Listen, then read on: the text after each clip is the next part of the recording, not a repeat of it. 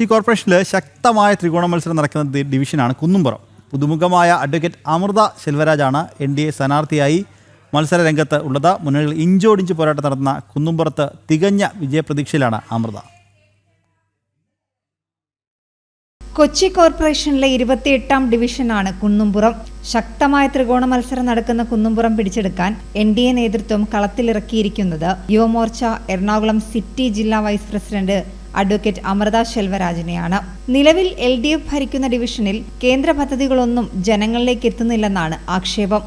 ഞാൻ അഡ്വക്കേറ്റ് ആണ്, ജില്ലാ കോടതിയിലാണ് പ്രാക്ടീസ് ചെയ്യുന്നത്. ഞാനിപ്പോൾ കൊച്ചി കോർപ്പറേഷനിലെ 28ാം ഡിവിഷൻ കുന്നുംപുറം ഡിവിഷനിലാണ് ഞാൻ മത്സരിക്കുന്നത്. അവിടെ ഇപ്പം നമുക്ക് കാണാൻ സാധിക്കുന്ന പ്രശ്നങ്ങൾ എന്തൊക്കെയാണെന്ന് വെച്ചാൽ, ഒന്നാമത്തെ കാര്യം കുടിവെള്ള പ്രശ്നമാണ്. അതുപോലെ തന്നെ പറയാനുള്ളത് കുട്ടികൾക്ക് വേണ്ട കളിസ്ഥലം. സ്കൂളുകളിലാണ് കുട്ടികൾ കളിച്ചുകൊണ്ടിരുന്നത്. സ്കൂളുകാർ വിലക്കിയിട്ട് പോലും ഇപ്പം നിലവിൽ അവിടെ ഭരിച്ചുകൊണ്ടിരിക്കുന്ന കൗൺസിലറിന് ആ കുട്ടികൾക്ക് വേണ്ടിയിട്ടൊന്നും ചെയ്യാൻ സാധിച്ചിട്ടില്ല. അതുകൂടാണ്ട് നായ്കളുടെ വിളയാട്ടമാണ് അവിടെ നടന്നുകൊണ്ടിരിക്കുന്നത്. അതിനൊക്കെ വേണ്ടിയിട്ട് പ്രവർത്തിക്കണം എന്നാണ് ഞാൻ ആഗ്രഹിക്കുന്നത്. പാർട്ടി ഏൽപ്പിച്ച ദൗത്യം നാട്ടുകാരുടെ പിന്തുണയോടെ നിറവേറാൻ സാധിക്കുമെന്നുള്ള ഉത്തമ വിശ്വാസം ഉണ്ട്.